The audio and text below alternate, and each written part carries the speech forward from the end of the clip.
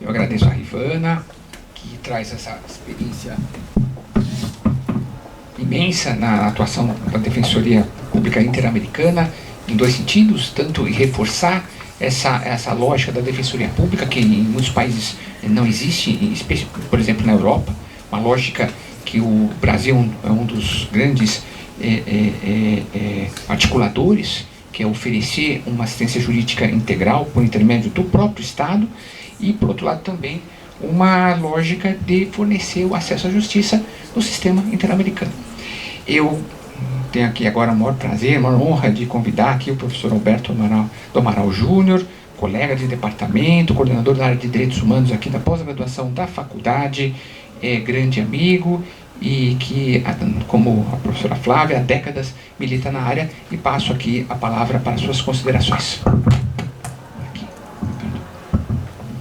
Já tá.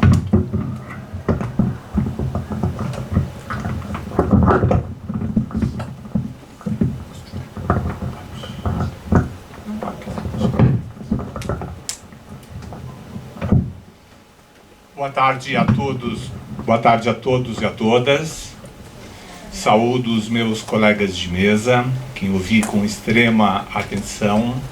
Quero cumprimentar o meu amigo e colega de departamento, o professor André de Carvalho Ramos, pela realização deste evento, que marca o cinquentenário da Convenção Interamericana de Direitos Humanos, e que, sem dúvida, nos propicia a oportunidade de refletir hoje sobre ela e sobre os dilemas que temos a enfrentar no futuro próximo. E quero também aproveitar a oportunidade para convidar a todos para o lançamento de um livro que organizo com a professora Flávia Piovesan e com a Paula Danesi, que ocorrerá hoje às 18 horas, no Largo da Pólvora, no auditório da Ordem dos Advogados do Brasil, sobre o cinquentenário da Declaração Universal dos Direitos Humanos. Bom, eu quero iniciar a minha fala com uma distinção feita por Hannah Arendt, já citada aqui. E esta distinção se refere ao pensar e ao conhecer. O pensar e o conhecer são coisas diferentes. E por que são coisas diferentes? Porque o conhecimento tem a ver com a busca da verdade. E a busca da verdade nos leva à formação de sistemas, de regras articuladas, de uma coerência interna das teorias que nós organizamos com vistas a alcançar uma verdade objetiva. A dimensão do conhecimento já foi aqui muito bem explorada pelos meus antecessores. O que eu quero agora é buscar, na linha de Hannah Arendt, refletir ou pensar sobre o significado da Convenção Americana de Direitos Humanos. O pensar, diferentemente do conhecimento, não tem como objetivo a verdade. Tem como meta fundamental, ao contrário, o significado. Então, o que me cabe fazer nesta tarde, e por ocasião do cinquentenário da Convenção Americana de Direitos Humanos, é investigar, no momento presente, qual é o seu significado. E eu começaria a dizer que a Convenção Americana de Direitos Humanos tem dois grandes significados éticos.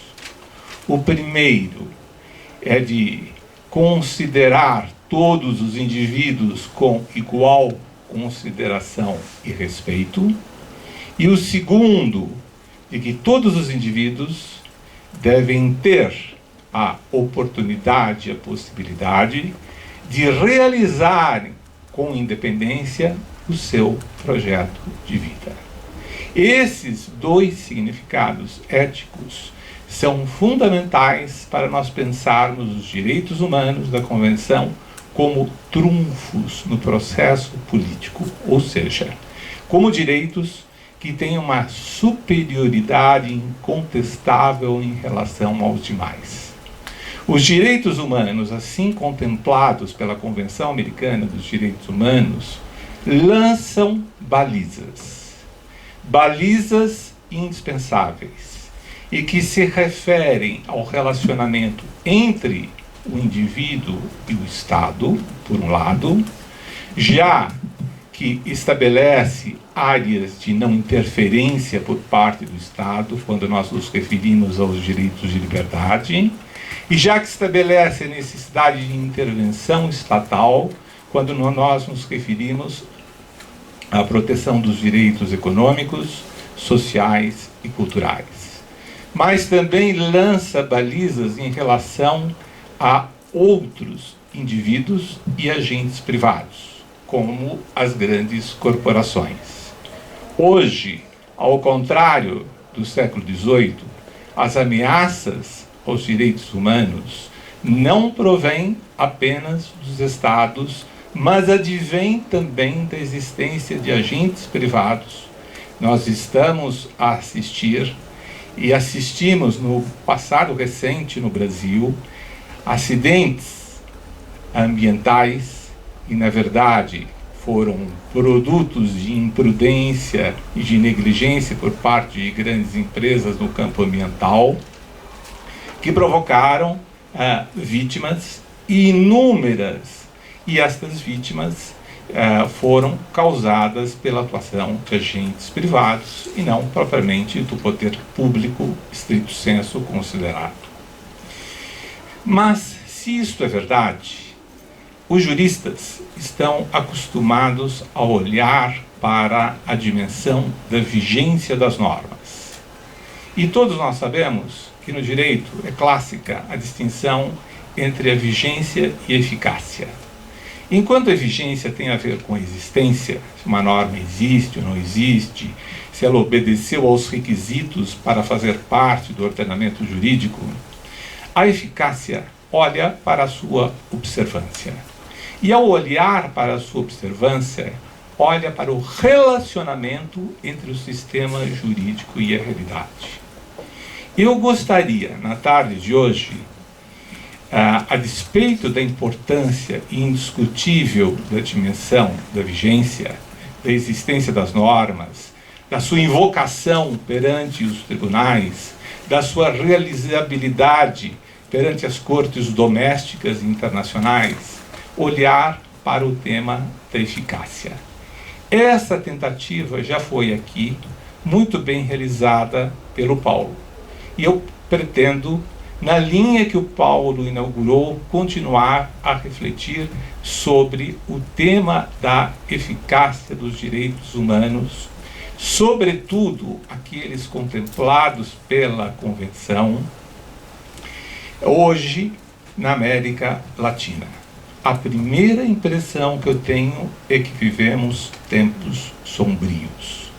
Esses tempos sombrios são diferentes de 10, 15 ou 20 anos passados. Porque nós vivemos hoje sob o temor e a perspectiva de retrocessos que podem nos levar a um passado que pensávamos já esquecido e sepultado pela história. Acho que a questão dos direitos humanos hoje vê-se confrontada com grandes desafios na América Latina.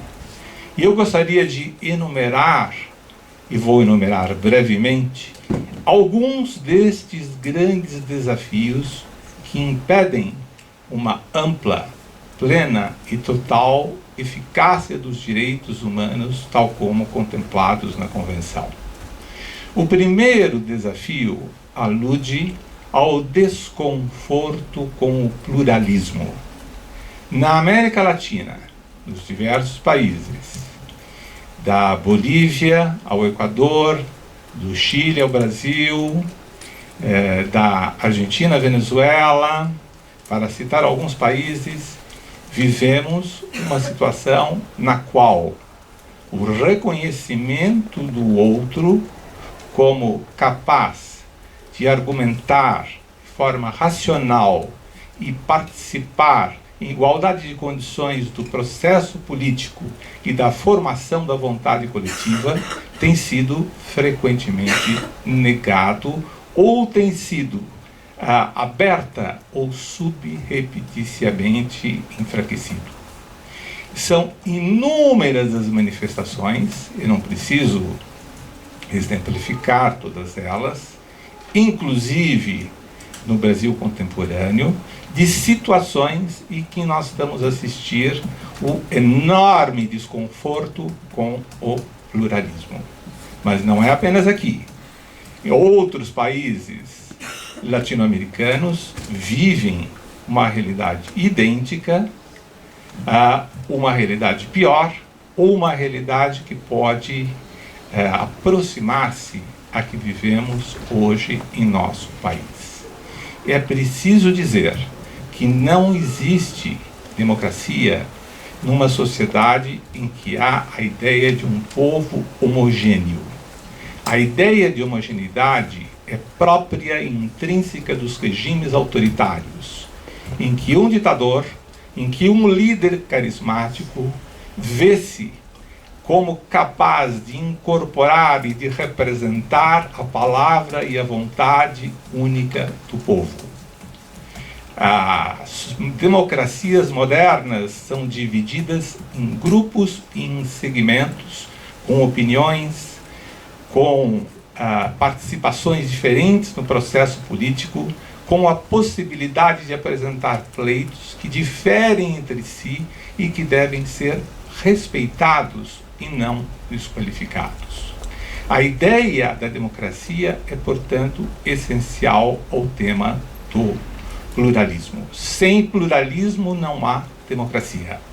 A Flávia mencionou no final da sua exposição que a democracia e o Estado de Direito são as bases para os direitos humanos. E não foi outro, senão Bobbio, quem disse que quando caem os direitos humanos, caem os regimes democráticos. E quando caem os regimes democráticos, os direitos humanos são automaticamente violados. Portanto, a ligação, a associação entre direitos humanos e democracia é indiscutível e inegável. Nós não podemos pensar em uma democracia robusta na América Latina e no Brasil sem pensarmos numa efetiva proteção dos direitos humanos.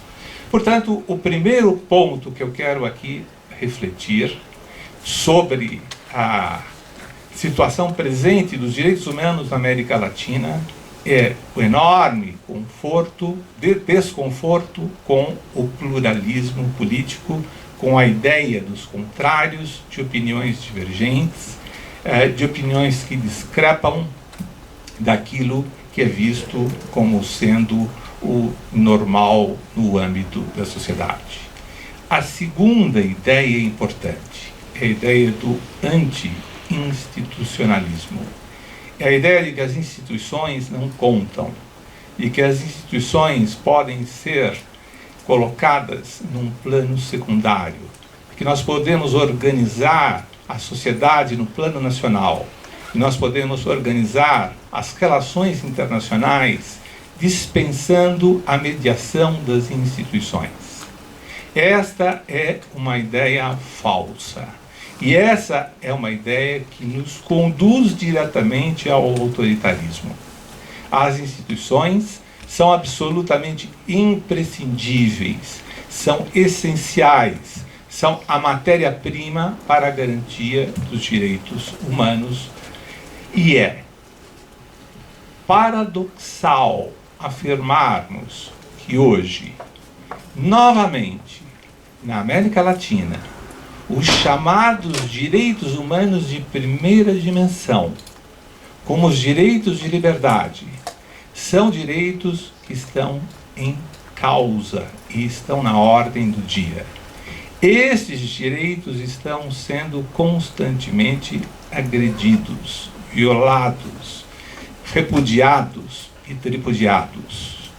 É evidente que existe uma associação também inegável entre os direitos de liberdade e os direitos sociais, porque a ideia de liberdade pressupõe a liberação da necessidade.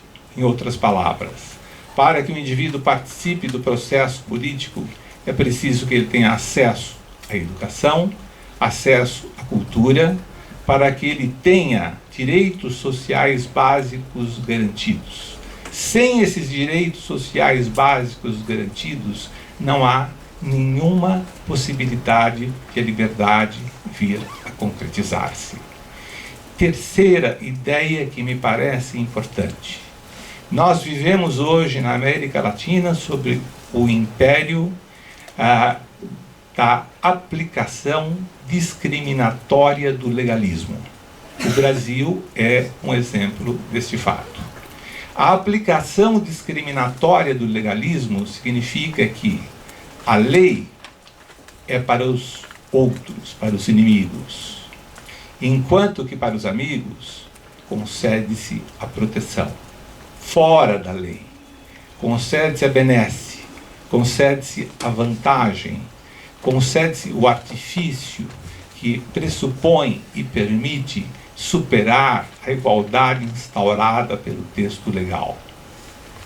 Quarto ponto que me parece importante é a ideia de que as organizações não governamentais são inimigas, são agentes de governos estrangeiros, estão aqui a combater a soberania nacional, brasileira ou estrangeira.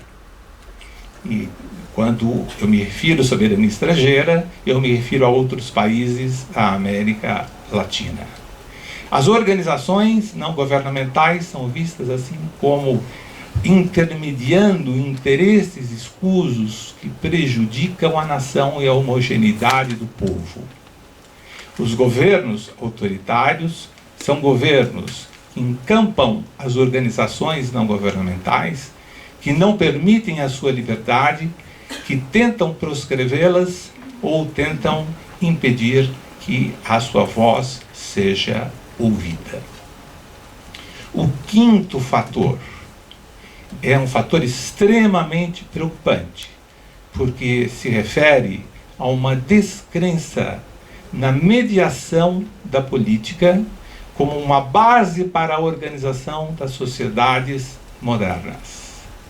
A ideia da política e a ideia da democracia como estruturada com base na circulação livre de opiniões e na formação de uma vontade coletiva tem sido frequentemente criticada em nome de uma suposta técnica que veste uma capa política, mas que esconde sob uma ideologia autoritária.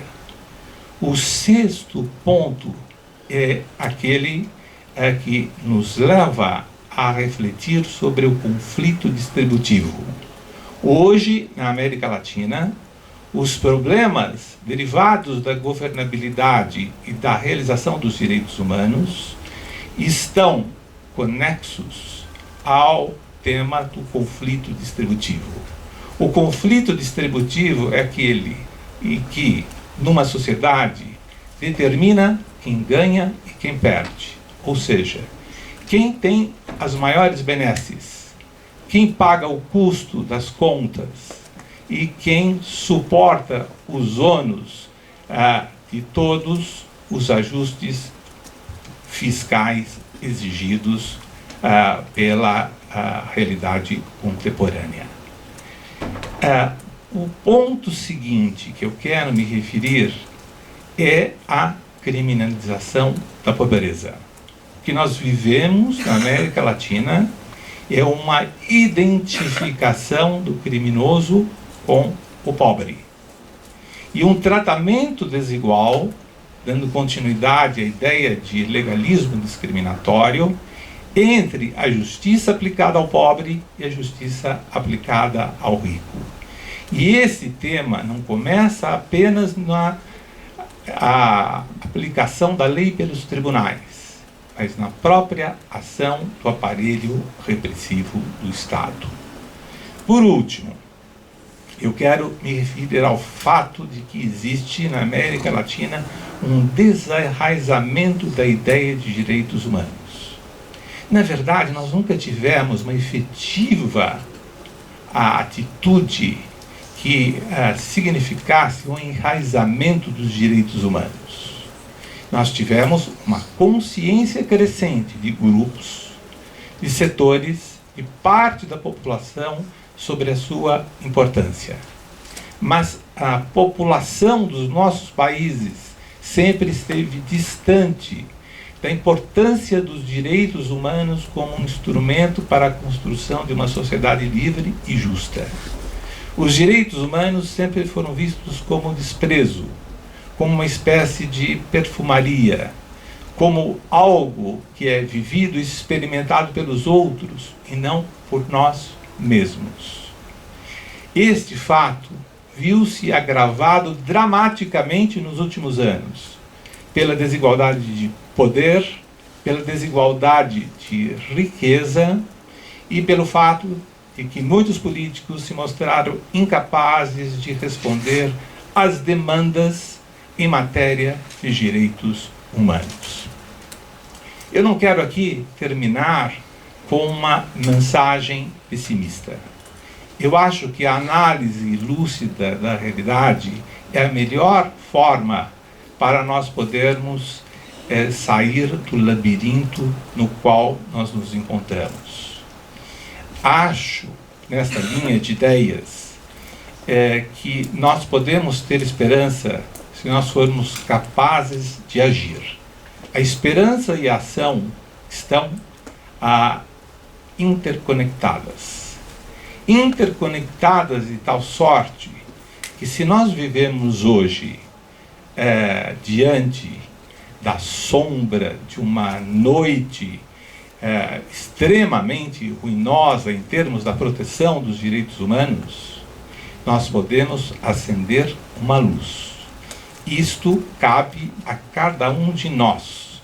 E isto cabe a uma ação de todos para a mudança da realidade presente. Obrigado.